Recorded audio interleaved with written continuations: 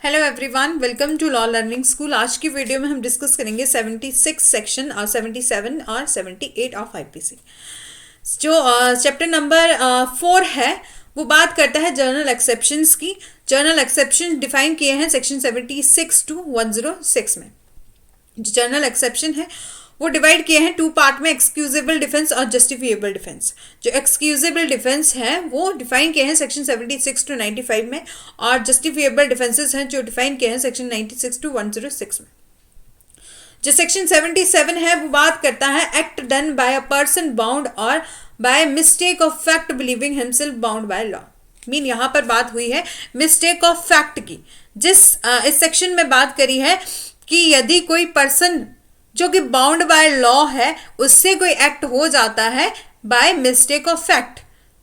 तो वो पर्सन जो होगा वो उस ऑफेंस के लिए लायबल नहीं होगा। इस सेक्शन में बात करी है कि nothing is an offence which is done by a person who is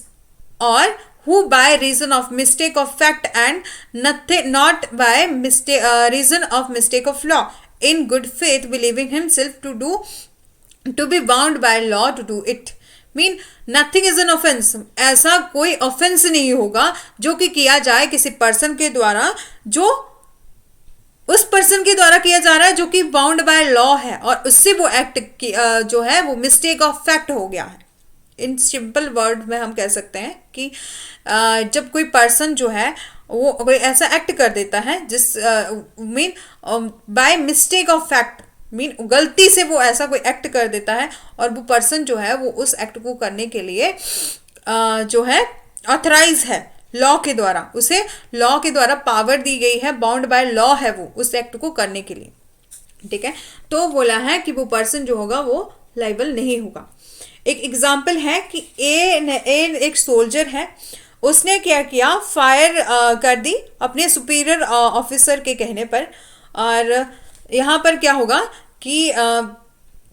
superior officer ने उसको कमांड करा कि वो फायर कर दे। देन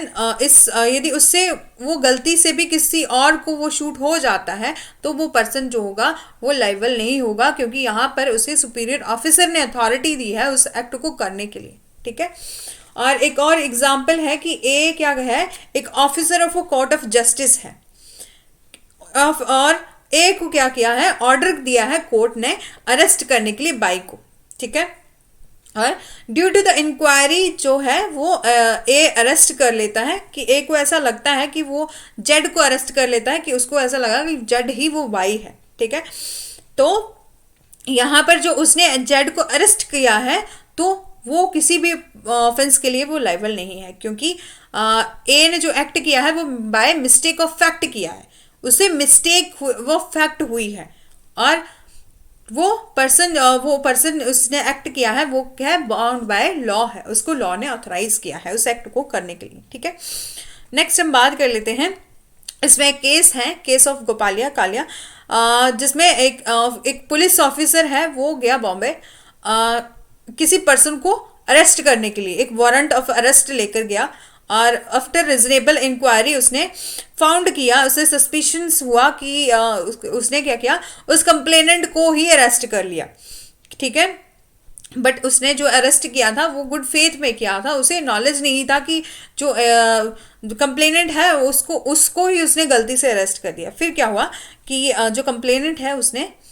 पुलिस ऑफिसर पर केस कर दिया कि इसने रॉन्गफुल कन्फाइनमेंट करी है। तो इस केस में क्या हुआ कि कोर्ट ने हेल्ड किया कि पुलिस ऑफिसर जो है वो गिल्टी नहीं है, इस ऑफेंस को रॉन्गफुल कन्फाइनमेंट के लिए गिल्टी नहीं है, क्योंकि उसने जो एक्ट किया है वो बाउंड बाय लॉ किया है और उसे मिस्टेक ऑफ फैक्ट हुई है, उसने गुड फेथ में वो एक्ट किया है, उसकी रॉन्गफुल इंटेंशन नहीं थी उस एक्ट को करने की, उसकी अपनी इच्छा नहीं थी कि वो गलती से उसे कंप्लेनेंट को ही अरेस्ट करके ले आया। तो इस केस में बोला है, कोर्ट ने हेल्ड किया कि सेक्शन 77 में ऐसा प्रोविजन है कि nothing is an offence which is done by a person who is bound by law और मिस्टेक ऑफ फैक्ट। मीन तो इस केस में कोर्ट ने उसको लायबल नहीं ठहराया। ठीक है, एक अदर इम्पॉर्टेंट केस भी है आर वर्सेस प्रिंस, आप भी इस सेक्शन में उसको भी पढ़ सकते हैं।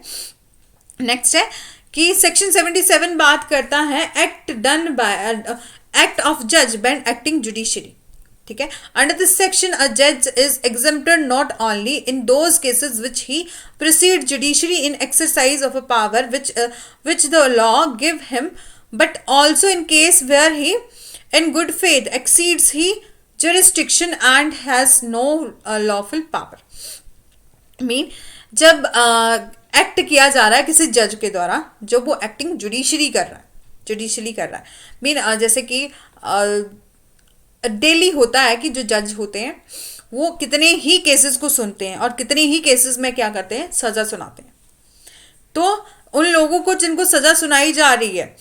तो यहाँ पर जो है वो जज जो है उस एक्ट को करने के लिए लाइबल नहीं है, क्योंकि वो उनकी ड्यूटी है। वो जुडिशरी जो है वो एक्ट कर रहे हैं, अपना ड्यूटी को परफॉर्म कर रहे हैं,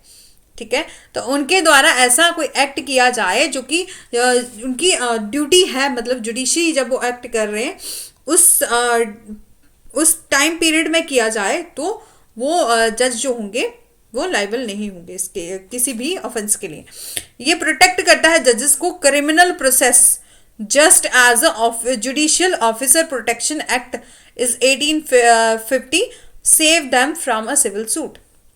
ठीक है। ये सेक्शन जो है वो प्रोटेक्शन देता है जजेस को कि जज जो डिसीजन देते हैं या मतलब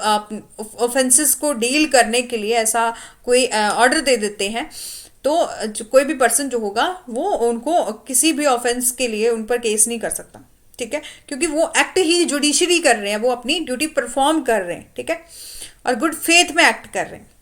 यही प्रोवाइड किया है सेक्शन 77 में, जो कि प्रोटेक्शन ऑफ जजेस की बात करता है वैसे, ठीक है।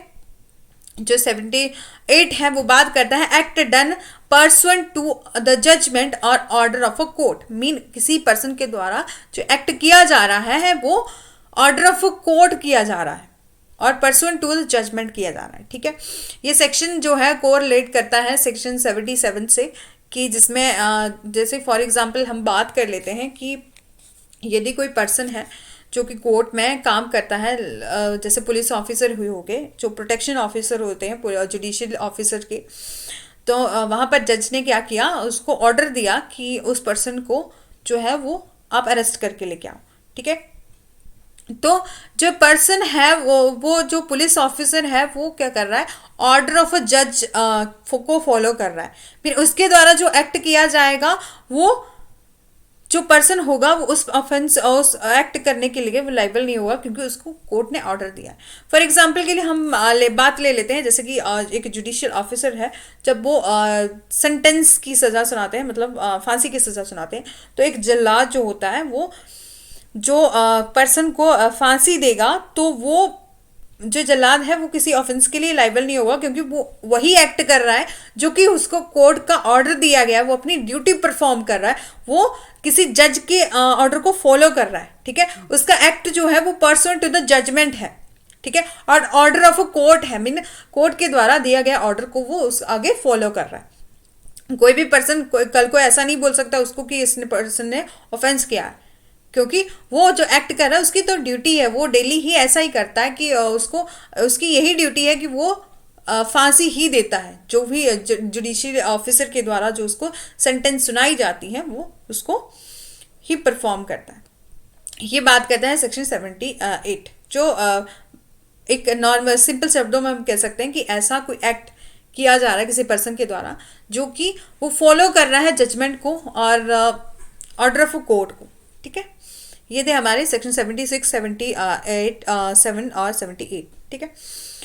यदि आपको ये सिंपल सी वीडियो में आपको ये समझ आए होंगे तीनों ही सेक्शन, तो लाइक करिएगा, शेयर करिएगा, सब्सक्राइब करिएगा और बेल आइकन प्रेस करिएगा, ताकि आप आगे आने वाली जितनी भी वीडियोस हैं वो आप तक पहुंच सकें।